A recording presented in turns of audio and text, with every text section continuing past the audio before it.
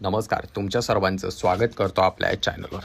मित्रांनो, भारताच्या इतिहासामध्ये पहिल्यांदा इतिहास घडला आणि बौद्ध समाजातून मागासवर्गीय म्हणजे एस-सी कॅटेगरीतून कोणीतरी व्यक्ती भारताचा सरन्यायाधीश बनला आणि त्या ठिकाणी बौद्ध समाजातून एक आंबेडकरवादी व्यक्ती गेला म्हणून बौद्ध समाजाने अतिशय मोठ्या प्रमाणात जल्लोष साजरा केला. तर त्याचसोबत त्यांना शुभेच्छा दिल्या आणि त्याचसोबत तुम्ही एका जातीची बाजू न घेता तुम्ही न्यायाने वागा आणि त्या ठिकाणी सर्वांना समान न्याय द्या ही त्या ठिकाणी मागणी केली. परंतु बौद्ध समाज त्याचसोबत खुश या गोष्टीमुळे झाला की आज आपल्या डॉक्टर बाबासाहेब आंबेडकरांच्या कष्टाचं चीज झालं किंवा डॉक्टर बाबासाहेब आंबेडकरांच्या कष्टाला फळ आलं असं त्या ठिकाणी बोललं जात होतं. कारण थेट आंबेडकरवाद्यातून एखादा पहिल्यांदा व्यक्ती जो आहे सरन्यायाधीश म्हणजे संपूर्ण भारताचा चीफ जस्टिस ऑफ इंडिया बनला होता. परंतु मित्रांनो, त्या ठिकाणी पोहोचल्यानंतर त्या व्यक्तीनं न्याय द्यायचा सोडून त्या ठिकाणी ज्या बौद्ध समाजाच्या विरोधी अशी काही गोष्टी केल्या. सर्वात अगोदर त्या व्यक्तीने काय केलं तर त्या व्यक्तीने एक असा फैसला दिला ज्यामुळे एस-सी म्हणजे बौद्ध समाजाच्या वाट्याला येणारं जे आरक्षण होतं त्या आरक्षणामध्ये फाटा पाडण्याचं किंवा त्या आरक्षणाला जे आहे वेगवेगळे रस्ते करून देण्याचं काम केलं, जेणेकरून बौद्ध समाजाला मिळणारं आरक्षण कसं कमकुवत होईल हे त्या व्यक्तीने पाहिलं. त्या उलट गेल्या काही दिवसापूर्वी आणखी एक व्यक्ती न्यायाधीश बनला आणि त्या ठिकाणी जे आहे ती जी नवीन व्यक्ती सीजेआय बनली म्हणजे चीफ जस्टिस ऑफ इंडिया बनली त्या व्यक्तीचं नाव होतं सूर्यकांत. आणि त्यांनी त्या ठिकाणी जे आहे मित्रांनो सर्वात अगोदर जस्टिस सूर्यकांत यांनी सर्वात मोठा निर्णय कोणता घेतला तर UGC हा जो कायदा आला होता किंवा हा जो कायदा बनविण्यात आलेला होता युनिव्हर्सिटीसाठी त्या ठिकाणी शिकणाऱ्या बौद्ध समाजाच्या किंवा आंबेडकरवादी समजा किंवा SC-ST कॅटेगरीतून मायनॉरिटी कॅटेगरीतून येणाऱ्या विद्यार्थ्यांवरती जर अन्याय अत्याचार झाला आणि तो जर लवकरात लवकर सॉल्व्ह नाही केला तर त्या ठिकाणी जे आहे जो व्यक्ती अन्याय करणारा होता त्याच्यावर तर कारवाई होतच होती, परंतु त्या कॉलेजला ज्या काही सरकारकडनं सुख सुविधा भेटत होत्या त्या संपूर्णपणे बंद करण्यात येणार होत्या. परंतु हा कायदा जर आला तर त्या ठिकाणी जे आहे जे उच्चवर्णीय समजतात स्वतःला त्यांना स्वतःची मनमानी करता येणार नाही हे त्यांना समजलं आणि त्यानंतर स्वतःच्या जातीचा फायदा पाहिला म्हणा किंवा इतर काही गोष्टी म्हणा आणि जस्टिस सूर्यकांत यांनी तो कायदा स्थगित केला.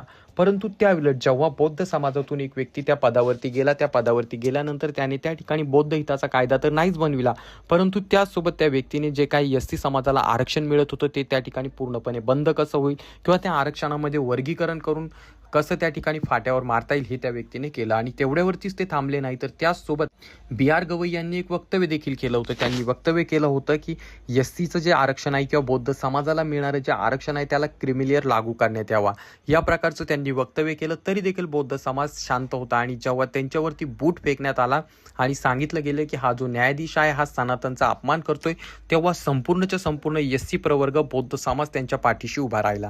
परंतु तेच सरन्यायाधीश आता काय करत आहे तर ते थेट त्या ठिकाणी बागेश्वर बाबाचा आशीर्वाद घ्यायला जात आहे. जणू काय ते सांगत आहे किंवा जणू काय ते मेसेज देत आहे की मी भारताचा सरन्यायाधीश डॉक्टर बाबासाहेब आंबेडकरांच्या संविधानाने नाही तर बागेश्वर बाबाच्या आशीर्वादाने बनलोय हे त्यांनी दाखवून देण्याचं काम केलं. आणि त्या ठिकाणी ते थेट बागेश्वर बाबाच्या दर्शनाला गेले आणि एकटे गेले नाही तर संपूर्ण परिवाराला घेऊन गेले आणि त्यांनी बागेश्वर धामचा आशीर्वाद घेतला. यावरून एक गोष्ट पुन्हा एकदा आपल्या सर्वांच्या लक्षात येते की बौद्ध समाजाचं आरक्षण कमकुवत करण्यासाठी किंवा SCला जे मिळणारं आरक्षण होतं ते कमकुवत करण्यासाठी जे अदृश्य हात होते ते कोणाचे होते आणि चाल कोण खेळत होतं म्हणजे आपल्या जातीच्या व्यक्तीला समोर करायचं आणि SCचं आरक्षण कमकुवत करायचं हा जो डाव होता मित्रांनो त्या ठिकाणी सनातन्यांचा तो पूर्णपणे सक्सेस झाला. आणि हे काही पहिलंच उदाहरण नाही. जेव्हा एखादा बौद्ध व्यक्ती मोठ्या पदावरती गेला आणि मोठ्या पदावरती गेल्यानंतर त्यांनी ज्या आपल्याच जातीविरुद्ध कार्य केले किंवा कृती केलं हे काय पहिली गोष्ट नाही. कारण याचसोबत जे आहे मित्रांनो आणखी एक व्यक्तीचं नाव मी तुम्हाला सांगू शकतो. महाराष्ट्राचे सामाजिक न्यायमंत्री असणारे त्या ठिकाणी जे आहे संजय शिरसाट आहेत. हे छत्रपती संभाजीनगरवरनं येतात आणि ते जे आहेत एकनाथ शिंदे गटाकडनं त्या ठिकाणी मंत्री झालेले आहेत.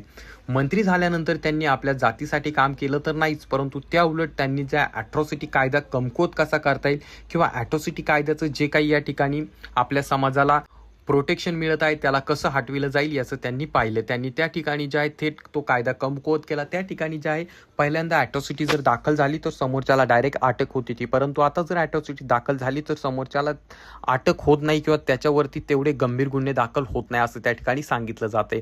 आणि त्यासोबत ॲट्रॉसिटीमध्ये आधी चौकशी होणार मग अटक होणार मग सजा मिळणार अशा अनेक गोष्टी त्यांनी करून ठेवल्या.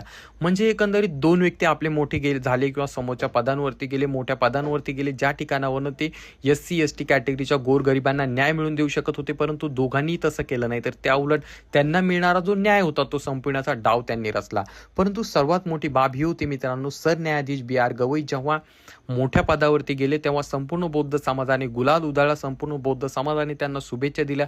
त्या उलट जेव्हा त्यांच्यावरती अन्याय अत्याचार झाला, एक वकील आला, त्यांनी त्या ठिकाणी ज्या सुप्रीम कोर्टामध्ये घुसला, सुप्रीम कोर्टामध्ये जाऊन सरन्यायाधीश BR गवई यांना बूट फेकून मारला. त्यांनी बूट फेकून मारल्यानंतर जे आहे त्या ठिकाणी त्यांनी सांगितलं की हा जो व्यक्ती आहे सनातन विरोधी आहे किंवा हिंदू विरोधी आहे, त्यामुळे मी या व्यक्तीला बूट फेकून मारला आणि संपूर्ण नॅशनल मीडियावरती त्या व्यक्तीची न्यूज चालली. परंतु तेव्हा संपूर्ण बौद्ध समाज त्यांच्या पाठीशी उभा राहिला आणि बौद्ध समाजाने सांगितलं की जर आमच्या व्यक्तीवर कोणी अन्याय अत्याचार केला तर आम्ही तो सहन करणार नाही. त्यासाठी आंदोलन उपोषण करण्यासाठी देखील समोर सरसावला. परंतु त्याच वकिलांनी किंवा त्याच न्यायाधीशांनी काय केलं तर SCचं जे आरक्षण आहे त्याला क्रिमिलेअर लागू करण्याची भाषा केली किंवा त्यासोबत वर्गीकरण करण्याचा त्यांनी न्याय दिला. आणि तेवढ्यावरतीच ते थांबले नाही, तर त्यांनी आणखी एक वक्तव्य केलं. आता बौद्ध समाजाची प्रगती झालेली आहे आणि बौद्ध समाज आता खूप समोर गेलेला आहे, त्यामुळे त्यांना आरक्षणाची गरज नाही आणि इथून पुढे आता सरकारने ठरवावं की बौद्ध समाजातील प्रगत व्यक्ती कोण आहे, अप्रगत व्यक्ती कोण आहे आणि त्यांचं आरक्षण देण्याचं काम करावं. म्हणजे सरळ सरळ क्रिमिलेअर लागू करावं. जर एखाद्या व्यक्तीची प्रगती झालेली असेल तर त्यांनी त्याला आरक्षण देऊ नये. आणि ठरणार कशाच्या बळावर होतं तर क्रिमिलेअरच्या बळावरती किंवा आर्थिक तत्वांच्या बळावरती. आता मला तुम्ही सांगा, एखादा व्यक्ती जर आरक्षण घ्यायचं असेल आणि त्याच्याकडे पैसे असेल तर तो पैसे भरून त्या ठिकाणी सरकारकडनं जे आहे स्वतःसाठी एखादा असा कागद बनवू शकत नाही का की स्वतःचं इन्कम तो कमी दाखवू शकत नाही का? अशा अनेक गोष्टी होऊ शकतात. परंतु त्या ठिकाणी BR गवई म्हणतात की नाही क्रिमिलेअर लागू करा, बौद्धांची प्रगती झाली, आता हे खूप नोकऱ्यांना लागले, त्यांचं आरक्षण कमी करा, हे वक्तव्य त्यांनी केलं होतं. तरी देखील बौद्ध समाज त्यांच्या पाठीशी उभा होता. त्याचसोबत त्यांनी आरक्षणामध्ये वर्गीकरण देखील लागू केलं, तरी देखील बौद्ध समाज त्यांच्या पाठीशी उभा होता. परंतु आता त्यांनी थेट बागेश्वर धाम गाठलं आणि त्यांनी सहपरिवार त्या ठिकाणी बागेश्वर बाबांचा आशीर्वाद घेतला. जणू काय त्यांनी सांगितलं की मी बागेश्वर बाबांच्या आशीर्वादानेच या ठिकाणी जे आहे या पदावरती पोहोचलेलो आहे.